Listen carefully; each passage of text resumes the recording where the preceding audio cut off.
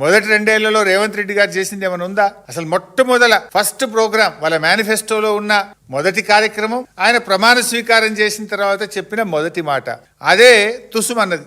ఏం చెప్పింది వాళ్ళ మేనిఫెస్టోలో? ముఖ్యమంత్రి గారు తన కార్యాలయంలో ప్రతిరోజు ప్రజల్ని కలుస్తాడు, ప్రజా దర్బార్ నిర్వహిస్తాము అని మేనిఫెస్టోలోని మొదటి పారాలో చెప్పారు. చివరికి జరిగింది ఏంది?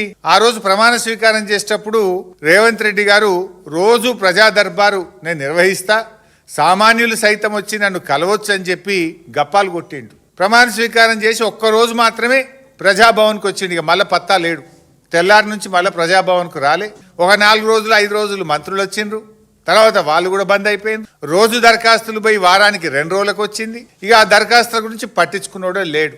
అంటే బిల్డప్ బాబాయ్ ఈ రేవంత్ రెడ్డి చెప్పిన మొదటి అబద్ధం ఇది. మేనిఫెస్టోలో కావచ్చు, ప్రమాణ స్వీకారం చెప్పిన తర్వాత ఈయన గారు చెప్పిన మొదటి అబద్ధం. ఇక్కడితో స్టార్ట్ అయింది ఈయన ప్రయాణం. ఏం మాట్లాడినా అబద్ధాలే, గోబల్స్. ఇప్పుడు కరీంనగర్ జిల్లా నుంచి ఒక రైతు, నేను పత్రికలో చదివిన విషయం చెప్తున్నా. గొడుగు నాగరాజు అనే రైతు ప్రజాభవన్కి వచ్చి ఫిర్యాదు చేసిండు. ఆ గొడుగు నాగరాజుకు సెల్ ఫోన్లో మెసేజ్ వచ్చింది, నీ సమస్య పరిష్కారం అయిపోయింది అని. నిజంగా చూస్తే ఈ రోజు కూడా పరిష్కారం కాలేదు. అంటే నీ ప్రజాభవన్, నీ వేదిక ఎట్లా పనిచేస్తుంది? నువ్వు పోయింది లేదు, నీ మంత్రులు పోయింది లేదు, ఇచ్చిన దరఖాస్తులకు కనీస పరిష్కారం కూడా లేకుండా పోయింది. అంటే ఇలా ప్రజాభవన్ అనేది ప్రజలకు ఉపయోగపడతలేదు. జల్సాలకు, విందులకు, వినోదాలకు కేర్ ఆఫ్ అడ్రస్గా ప్రజాభవన్ను మార్చిండ్రు. పొద్దున బ్రేక్ఫాస్ట్ మీటింగ్లు, మధ్యాహ్నం సెటిల్మెంట్లు, సాయంత్రం గానా బజానాలు, సంగీతులు, పెళ్లిళ్ళు, రిసెప్షన్లు, ఎంగేజ్మెంట్లు.